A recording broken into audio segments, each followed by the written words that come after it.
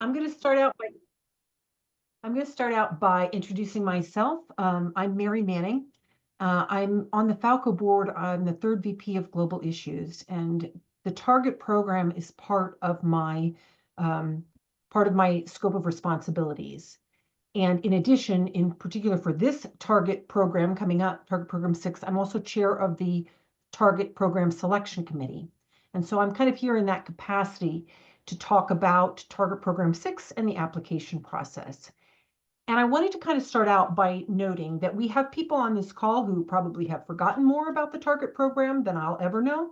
And we have people who are fairly new to FAWCO and people from outside of FAWCO who might not know as much about the Target program. So I'm going to try in this to kind of hit a sweet spot in the middle of that spectrum where I can give you the information that you need about the Target program and the application process, but please feel free to stop me and ask questions anytime during the presentation. You can raise your hand. You can even interrupt me. I don't mind, because sometimes people have a problem figuring out how to raise their hand on Zoom, so it's no problem. Go ahead and jump in, because we're going to be covering a lot of topics. And if you wait till the end, you'll probably forget what your question is, at least if you're like me. So I wanted to kind of start with that. And I also wanted to start by putting in the chat here a link to the the website page that contains the information packet and a link to request a project application. Please, if you haven't already, take a look at the information packet. It literally has basically everything I'm going to tell you today is already there. And so there's some things that I'll go through pretty quickly that you'll see more in depth in that information packet. And then there's also the link to the Google form where you formally request an application. So that's where I'm going to start with the Target application. Let me share my screen and introduce you a little bit to Target Program 6. So hopefully, can you see my screen? Is it sharing? Good. Okay. So Target Program 6 is focusing on human rights, in particular advancing dignity, equality, and freedom for women and girls. That is the name of this Target Program cycle. And you'll see there below, the Target chair is Jody McBrien. Her capacity is her role is to kind of do the education and awareness raising around FAWCO of the Target program. She interacts with all the clubs and gets interest raised in the project. And the fundraising coordinator is Kanika. Some of you know her from her previous role as VP of Member Clubs. And I know she's going to bring all of her enthusiasm and energy to raising funds once the Target project is selected. So you'll be hearing from both of them as well as myself over the next few months as the application process continues. And I also, again, for those of you who may not know as much about the Target program, I want to give you a little bit of a history of this program within FAWCO. And you can see there we've had, we started with kind of a Target Program 0. That was kind of, I would say, a pilot project. And then you can see there the other Target programs that we've done, focusing on the environment, education, health, and human rights. Our last Target program was Target Program 5, Awesome Blossoms. I have the t-shirt on. You probably can't see it very well. It was an incredibly successful project. It was they are setting an incredibly high bar for Target Program 6. Amanda and Lauren, our chair and fundraising coordinator, did such a fantastic job. And we are really, really excited then to go into Target Program 6 coming on the heels of such a successful Target Program 5. And part of the reason I wanted to put this up here is to kind of make the point about how the reason that we do this within FAWCO, the reason that we have these Target programs, is because it is a way to unite all of the FAWCO clubs around one common project and theme, and demonstrates kind of the power of the FAWCO clubs in advancing the causes, the global issues that are most important to us. The impressive thing is, if you look at through Target Program 0 through 5, we raised around $1 million in total in those 6 cycles. So it's an incredible program. And if you want more information, it's there on our website. So with that, I wanted to talk a little bit about what are we looking for in this target program? Again, it's a human rights focused program. So we want programs that strengthen human rights for women and girls. And in particular, that last line, demonstrating that investing in women's rights creates stronger, more equitable communities that benefit everyone. And I would say that's kind of the North Star of Target Program 6. That's what we're trying to do here. That's what we're looking for in a project. You can see below that, I kind of mentioned that the interesting thing about a human rights target program is that it touches on so many different types of issues. Civic rights, political rights, social rights, economic rights, and cultural rights. There are so many different things, different shapes a human rights project can take. The things that I listed there are just examples. They are illustrative, they are not exclusive or exhaustive. So, but that kind of gives you an idea of the different kinds of things that we can look at and talk about with this target program. And then in addition, I wanted to point out that kind of the SDG that we are kind of focused on in this target program is SDG 5 and gender equality. So in that orbiting around there, you'll see the SDGs 1, 2, 3, 4, 8, 10, and 16. Those are the SDGs that we thought would also probably be interrelated with a target program on human rights. That's not necessary, but they kind of sometimes go together. And the other SDGs to the right, the ones that aren't in that orbit, there's no reason they can't be part of a target project submission.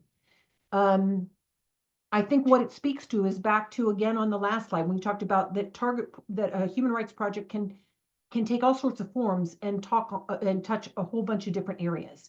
And this slide also demonstrates that through how it touches on the SDGs. If you need more information about the SDGs, look in the information packet. We have links to the SDG pages that explain those better. You can look at the explanations, the indicators to get more information on that. And this slide is taking a look at the specifics. Actually, I'm going to pause there for a second because I have a tendency to talk really quickly. So does anybody have any questions up until now? Yes, yeah, Maggie, go ahead. Yes. Yeah, go ahead, Maggie. Yeah. Yeah, I have a question.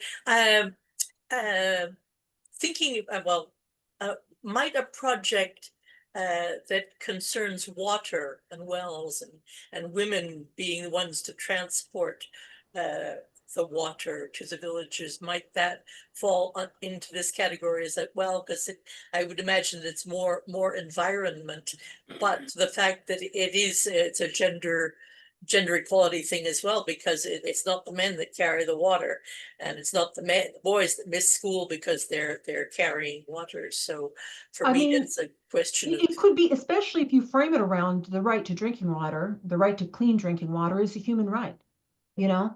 So yeah, I think that's a valid type of project. Yeah. Great, thanks. Anybody else have anything? Yeah. Yes. Sure. Hi. Hi, it's Tamara. Quick question. It's just I've noticed the word project and program use. So what am I going to use in the advertising material that I send out to my club? That's an interesting point. In the information packet, we actually have definitions that should explain the difference. The target, but thanks for pointing it out, because I think it's worthwhile to note it here. The target program refers to the 3-year cycle that focuses on one target issue. In this case, the target issue is human rights.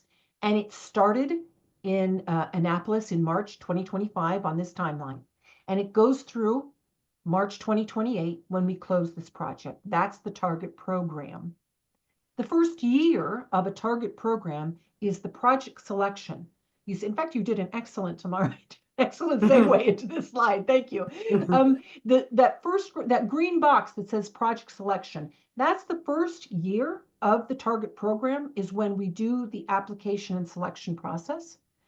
And after that, we support a target project, which in Target Program 5 was Awesome Blossoms. But Target Program 5 encompassed a 3-year program of education and awareness on the environmental issues. So again, there is more definition about that if you in the information packet. But what we're going to be doing for the next year is the application process and target project selection. After that, we have selected the project, we start the target project fundraising. The yellow box above that, education and awareness, is kind of Jody's job. It's already started. If you've signed up for the target bulletin, you'll know that she's already started sending out information that's kind of about general human rights issues. And then once we've selected a project, her education awareness then starts to focus on the particular project. And while we're here, I'm going to put in the chat as we speak a link to how you sign up for the Target Project Bulletin. Unfortunately, you can only sign up if you're a FAWCO member. So if you are outside FAWCO, you'll have to get a FAWCO member to forward it on to you. But you can this is the primary way we communicate about the target project. And if you haven't signed up, you really should. So this is the timeline for the next 3 years of the program in which we select a specific project. And the dates at the bottom are kind of harder to read. So I'm going to move to this slide, which focuses on the dates that you need to know for the next year. The first one there, the information packet, is already available. And then we're having these open meetings. That's the second line. We're having one today. We're having one in June. That'll be at 2 p.m. Central European time, so that we can more easily accommodate people in the US. These are not mandatory meetings. They are meant to answer some questions. If I feel like you may not want to come to the second open meeting if you've been through here and had all your question answers, but I do feel like if you start then going through the application, you might have more questions. You're welcome to come back to the second open meeting and ask questions there. The first deadline you need to be aware of is August 29th. That is when the phase 1 part of the application is due. The deadline is phase 1 midnight of the time zone of the FAWCO member who is submitting the project. So if I, Mary Manning, who I sit in Germany, were to submit a project with an organization in Bangladesh, my deadline is Central European time on August 29th, not the Bangladesh organization's midnight. Okay, so just for clarification. Then during the month of September, the selection committee does its work of reviewing the submissions to make sure everything got submitted, and we look through the projects that were submitted. I will go more into the evaluation criteria later. But on October 3rd, you see applicants will be notified whether or not their project will advance to phase 2. There is no rule. We have no kind of guideline about only X number of projects can go on to phase 2. However, what we're looking for in the selection committee is we want to find a projects that will be successful target projects. So if we see after phase 1 that there are projects that perhaps maybe just don't follow that North Star that I said of like really focused on human rights of women, or if their fundraising, for example, requires that they, in order to complete the project, they need to have $140,000 in the first 6 months, that's not something that we as FAWCO can do. So that phase of not advancing to phase 2 is really not, it's less of a judgment on the project and more of what works well within FAWCO as a successful project, not necessarily, yeah, it's not necessarily a judgment on the project, but whether or not it's something that FAWCO can turn into a successful target project.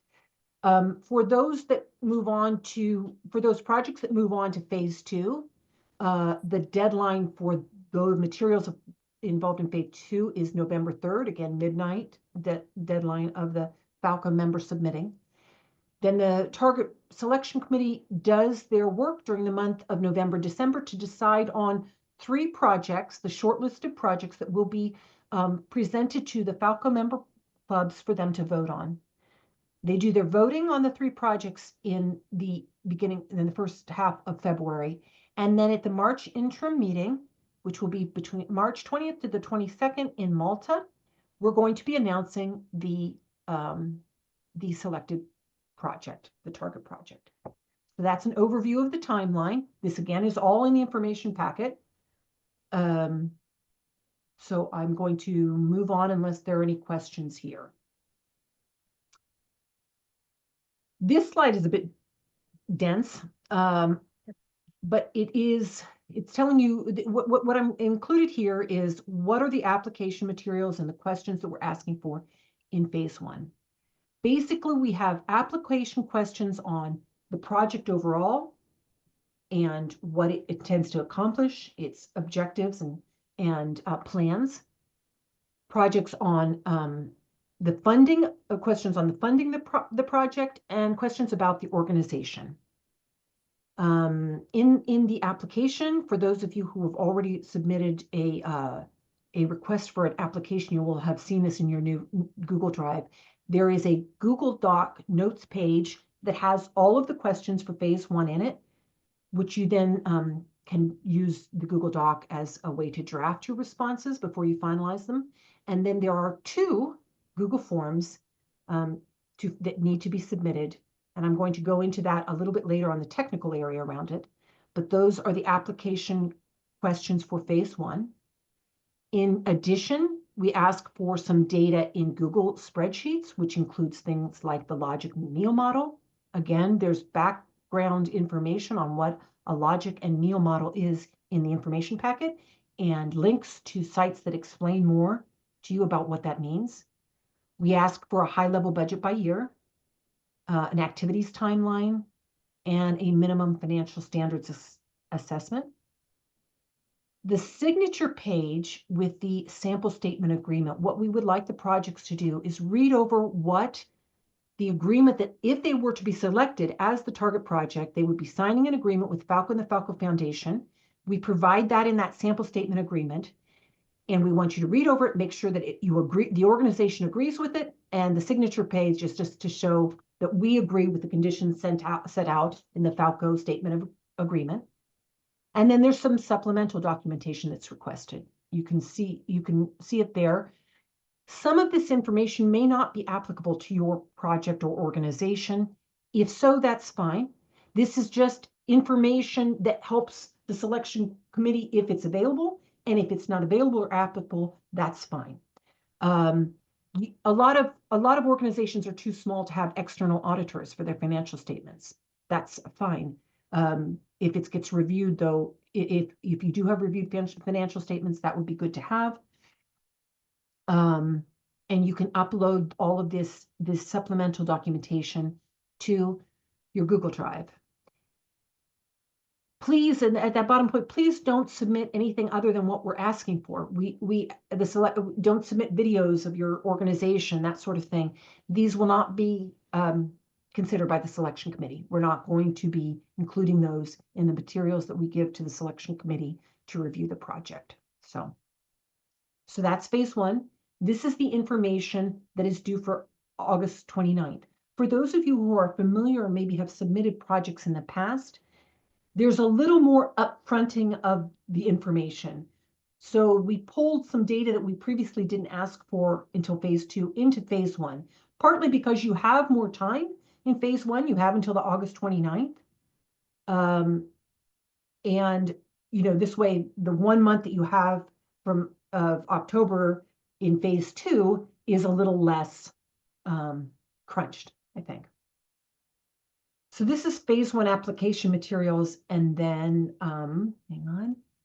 this is what you will see for phase 2. Basically, the application questions just ask more detail about the organizational staff and the organization itself, and some questions about how you would work with our target program chair and to raise the funds to support the project, and some information about protection policies. Again, there will be a notes page where you can draft your responses, and then the Google form link to actually formally submit them. There are some more templates. This time, we're asking for basically the same budget, but broken down by quarter in phase 2, and a risk assessment of where the risks of the project are. You'll see there the supplemental documentation that you'll be asked to upload to the Google Drive. Some of these you may not have, an organization may not necessarily have, or it may be combined into one policy. That's fine. Upload what you have, and 2 letters of references if that's available as well. Again, please don't submit anything other than what we're asking for here. So those are the application materials broken down by the 2 phases. And I wanted to quickly show you on this screen what it looks like when you submit your application and you get access to the Google Drive. What you'll see here is you'll get a Google Drive that has a phase 1, phase 2 in it. You will have editor access to both phase 1 and phase 2 after you submit the application request. And you can go in and you can see here, you can see the materials that are requested in phase 1. I'll get to those in a minute. And here, the materials that are included in phase 2. I wanted to point, I wanted to point out that, hang on, let me go back, that after the phase 1 deadline of August 29th, your editor access to that folder will be removed and you will have only view access to that folder. So while you're compiling your phase 2 information, you can still see what you submitted in phase 1, but you can't change anything in that folder. And then on the phase 2 deadline, then obviously the access is closed down. And if I can, I wanted to show you what this actually looked like. Can you see my Google screen now, my Google Drive screen now, or are you still seeing the presentation? We're seeing the Google screen. Yeah. You're seeing the Google screen. Thank you. Okay. Mhm. So this is what the phase 1 folder looks like when you get access to your drive. It has another copy of the information packet. Again, I talk a lot about that. It has this phase 1 checklist.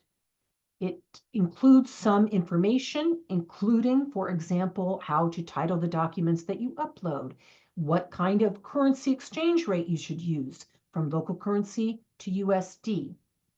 And here down here, it says something very important, and I'm going to get to more information on this. You need to submit for phase 1 2 Google forms. The questions for phase 1 are broken into 2 Google forms. Here you have the link to phase 1 part 1 and phase 1 part 2.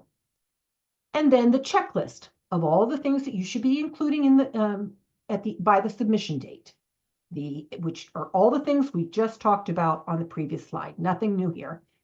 So that's your checklist. And then you see here the notes page. And I want to go over this because it's pretty important.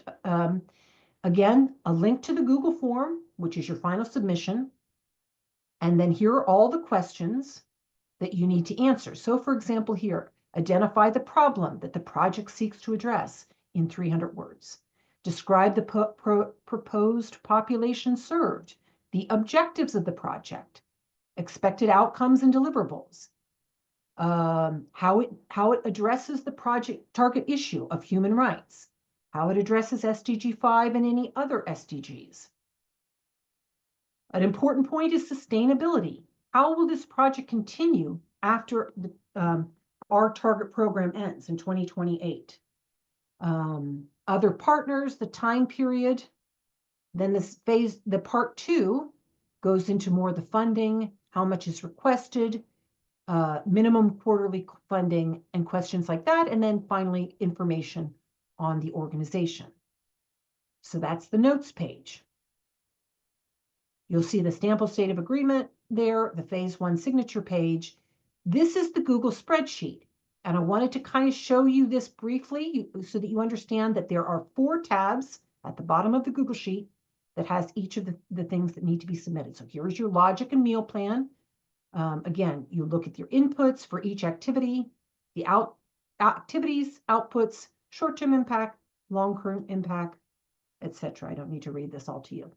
Again, in the information packet, there are links to resources on the web that can explain to you better about how what a logic and meal model should provide. Here is the high-level budget. It is by year, and it should be shown in USD and local currency.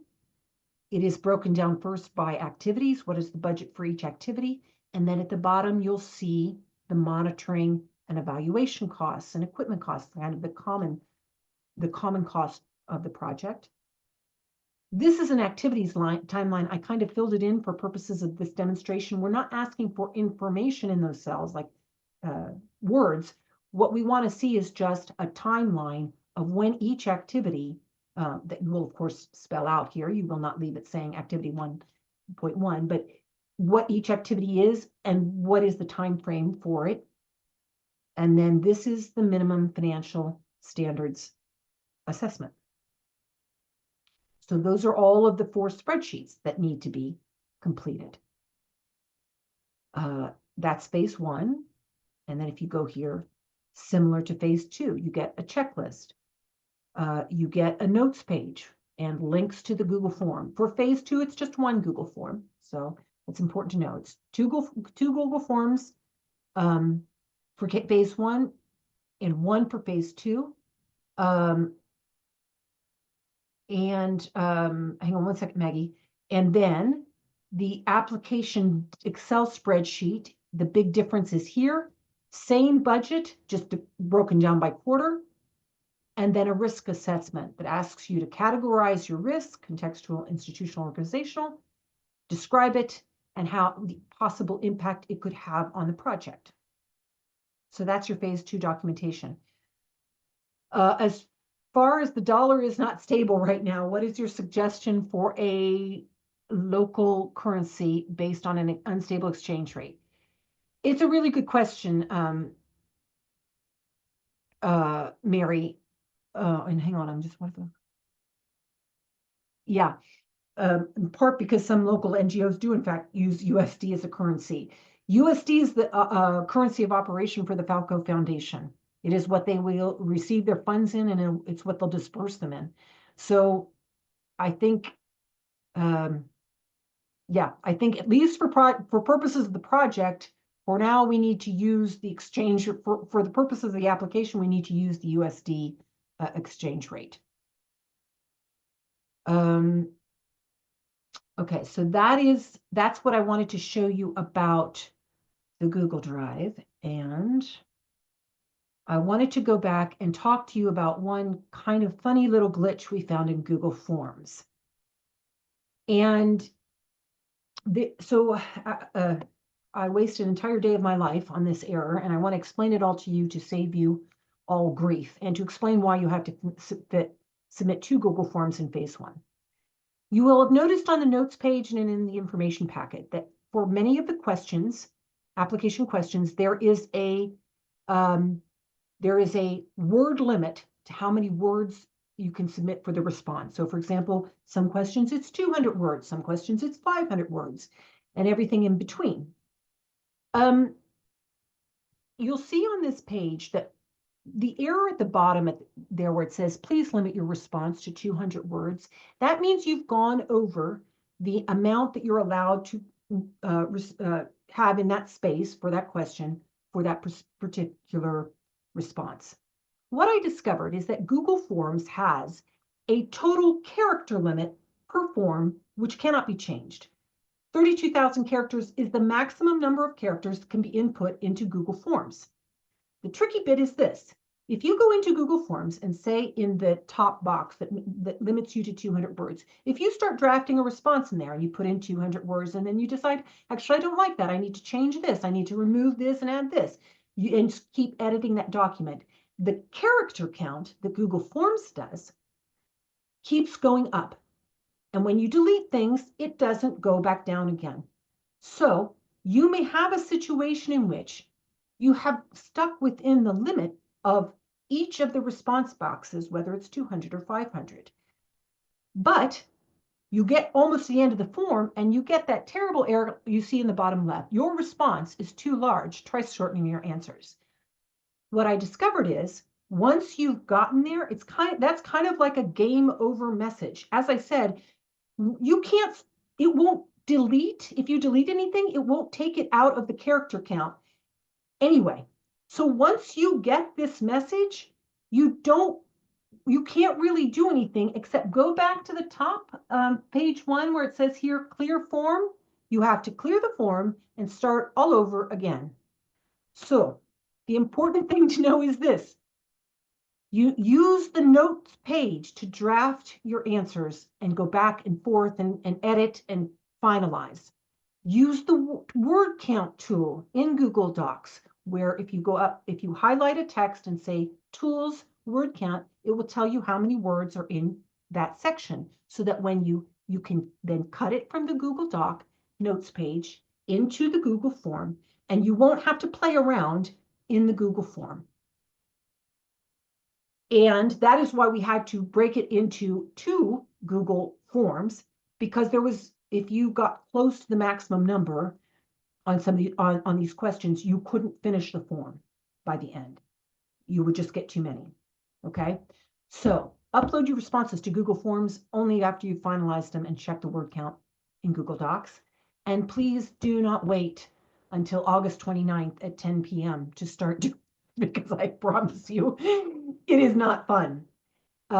Another thing to note here that's important, you have access to this form until August 29th at midnight, which means that at any time after you submit your Google form, you can still go back and edit it. And in fact, if you need to make changes to your project, you absolutely should go back and change the Google form for any relevant changes. You have to recognize, though, if you do that, if you start changing a lot, you may be in a position where you have to go back, clear the form, and start from the beginning. But so yes, you do have edit access up until August 29th at midnight to the phase 1 Google Forms, both of them. But it is glitchy and it can be tough to work with. So I just want to make sure that everyone understands that that little fun attribute feature on Google Forms. Does anybody have any questions about that? Mary, I'm just curious. I mean, if people do have problems with it, I'm hoping that they might be able to contact us, you know. Yeah, okay. Absolutely. Absolutely. Figure You can that always out. ask Okay. questions about the project. I do know that in the past, this has been a problem in prior projects. I'm hoping that by dividing it into 2 forms, this time there'll be fewer problems, I'm hoping. Maggie, did you have a question? Yeah, because I'm never really comfortable with Google and Docs, and now to see that there's Google Forms as well worries me. But what about just what I usually do is I type a text into a Word document, and then when I'm sure that that's what I want, I just copy that into, well, I count the number of words for first of all, and then I copy it into the Google Docs. So I wouldn't have to use the notes page to follow this. That's okay. That's fine. You can Great. use the notes page. We kept it in Google Docs because that's kind of the format, that's the workspace that we use in FAWCO. You can import the data to anything you want and use that instead. Stephanie? Yes, Eve, I'm the FAWCO member, but there are people in the organization that are part of the project that are not. Do they also all have editing privilege in my application? Absolutely. That's a good question, Stephanie. Yes. The name of the person so when you submit the application request, you gave your name and email address and a name and email address for someone at the organization. They also have the same editing privileges that you do and access to that Google Forms. Yes. That's a good question. I didn't mention that. Thank you. Anything else while we're here? I have another question, which is not about forms or anything else, but I haven't seen anything yet that says, that answers this. For development grants, there's a requirement that a certain period of time of association, does that apply with the target project? That is a Does great someone have question, to be Maggie, and involved? thanks for teeing me up with that. That is great. In development grants in FAWCO, you have to have sort of a history, if you will, with the organization. You have to work with them, and I can't remember if it's 6 months or a year. And in addition, FAWCO development grants are submitted by a FAWCO club. The target program is different. Target projects are submitted by individual FAWCO members. It doesn't have to have anything to do with your club. And you could have just found out about this organization yesterday. It is no requirement that you have given them money or volunteered for them in the past or anything like that. You don't have to know anything about them. If there is no requirement for a past affiliation or sponsorship of the organization. And that's a great question, Maggie. Anything else? Okay, so I'm going to go, I know that, Elena, please. Hi, Mary. Hi, everyone. Good evening.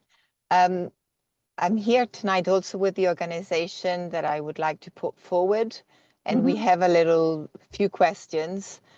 Please just let me know when it's the best moment to ask them. Can I have only like 2 more slides, Elena, if we can go Perfect. forward. It's just to be in tune that I'm not missing the window to ask questions. Okay. No, in fact, I'm here as late as anybody wants to stay and ask questions. Very, very grateful. Thank you. So I think I only have 2 more slides. I wanted to introduce you to the selection committee. This is going to be going out in the next target bulletin, just so you know. I mentioned before that I'm going to be chairing the selection committee, that Jody, who is on the call, is our target chair. You're going to get to know Jody. And Kanika is our fundraising coordinator. The rest of the names are other FAWCO members who are going to be participating. I think I saw Renuka is here as well. And what I'm really grateful to this group of people who are doing the selection committee. It's a really good group. We have an excellent balance of people who have a lot of experience with target projects and people who are new and have a fresh eyes and a fresh perspective. We also have people who have a lot of expertise in NGO funding and requests for proposals. And then we have people with expertise in human rights as well. So I really think we have an excellent selection committee put together. I would appreciate it if you have questions that you go through myself or Jody. I think it makes it easier for managing the process if you keep your points of contact to either the selection chair or the project chair. If you want to email me questions at any time, that's fine. And if there are questions that I think that apply to everyone, I'm going to go ahead and send those responses out to everyone who has applied for a project so that no one is getting an answer to a question that other people who are submitting projects didn't get. I want to keep the process as transparent as possible. So that's the selection committee. And then the last thing that I wanted to put up here, it's a dense slide. It is also in your information pack, so you don't need me to walk you through this right now. It's the evaluation criteria that we're going to be using to select the 3 shortlisted projects. As you can see, the project has a value of 40%, organization has a value of 30%, and budget and fundraising has a value of 30%. The criteria is listed there. And I think it's pretty self-explanatory. Again, and I want to emphasize this, we're looking for a project that not only kind of follows our North Star of human rights for women and girls, that demonstrates how that investing in women's rights changes communities and makes a fundamental change in communities. And our target programs in the past have been small projects that have done that and small organizations that have done that. This doesn't have to be, a large organization. But this is the selection criteria we're going to be using to evaluate the projects. I think that's pretty self-explanatory, and I think that actually might be Yeah, I think that's the end of my deck. So I'm going to stop sharing for a minute and pause there. And now it's kind of for all of you to jump in with any questions